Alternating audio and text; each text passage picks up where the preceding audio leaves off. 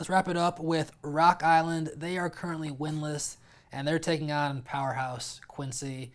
What is this game going to mean for Coach Fitz and the Rock Island Rocks? Well, it's going to be a question of can they continue to make progress in areas that they are starting to, okay?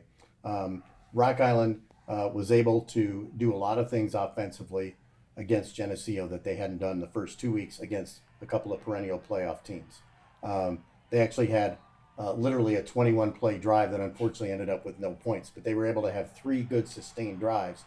Unfortunately, those 3 only ended with 3 points total among them. But they made a lot of progress. They were able to run the ball. They unveiled a new feature back, Cameron Foley, who did some real nice things against Geneseo.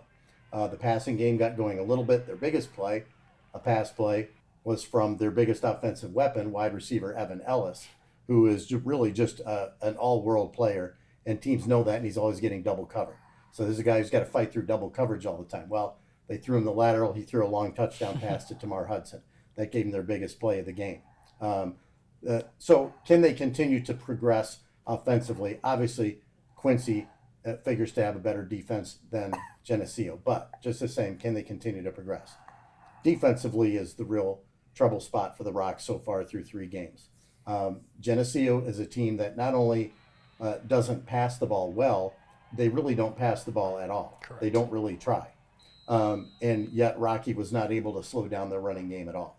So that doesn't bode well for a game against Quincy, where they obviously pass the ball, but they run the ball very well as well. And Quincy's going to run over a lot of people, as we said before. But I don't think there's a realistic goal for Rocky to beat Quincy. Can they progress in these different areas and continue to improve so that when they get to play some other teams that are not necessarily of that caliber, then they have a chance to obtain some wins. So we'll see how they progress on Friday.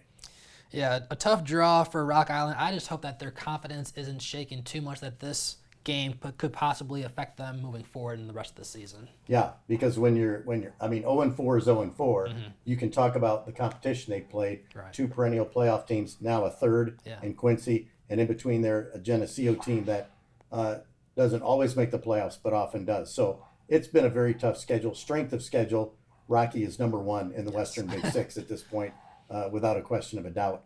But that still leaves you 0-4 if you lose to Quincy on Friday night. So it is a matter of, yes, how do they respond to that? How, as a team, do they keep it together, knowing that there are still some potential wins on the table for them down the road?